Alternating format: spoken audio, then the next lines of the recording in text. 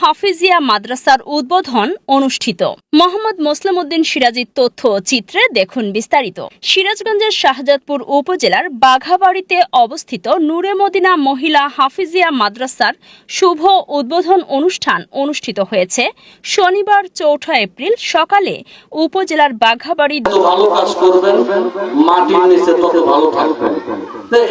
এতে ব্যবসায়ী মেরাজ মোল্লার সভাপতিত্বে প্রধান অতিথি হিসেবে উপস্থিত ছিলেন মানবিক পুলিশ অফিসার মোহাম্মদ আকরাম হোসেন স্বপন। বিশেষ অতিথি হিসেবে উপস্থিত ছিলেন মোহাম্মদ আনোয়ার হোসেন, কাজল সাবেদুল, ব্যাংকার আলমগীর হোসেন সহ এলাকার গণ্যমান্য ব্যক্তিবর্গগণ।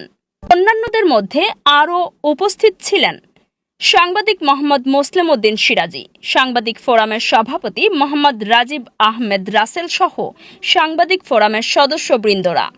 এতে আরও উপস্থিত ছিলেন নূরে মদিনা মহিলা মাদ্রাসার প্রতিষ্ঠাতা পরিচালক মাওলানা মোহাম্মদ রাশিদুল হাসান রাশেদ সিদ্দিকী। এতে প্রধান অতিথির বক্তব্যে তিনি বলেছেন, আমি পেশায় একজন পুলিশ অফিসার। আমি এই ভালো কাজে উপস্থিত হতে পেরে আমার অনেক ভালো লাগলো। মাদ্রাসা সহ তার এই হাফিজিয়া নূরে মদিনা হাফিজিয়া মাদ্রাসার এই শুভ উদ্বোধনে আমি আসতে পেরে এবং এখানে উপস্থিত আছেন আমাদের আরেকজন প্রিয় মুখ মানবিক পুলিশ আমাদের আকরাম ভাই সহ।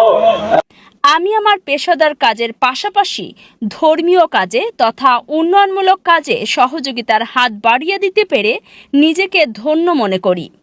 আছেন দয়া করে অবশ্যই এখানে ছাত্রী দিবেন। ছাত্রীদের শিক্ষা যেমন জেনারেল শিক্ষিত আর মাদ্রাসা শিক্ষা অনেক তারতম্য।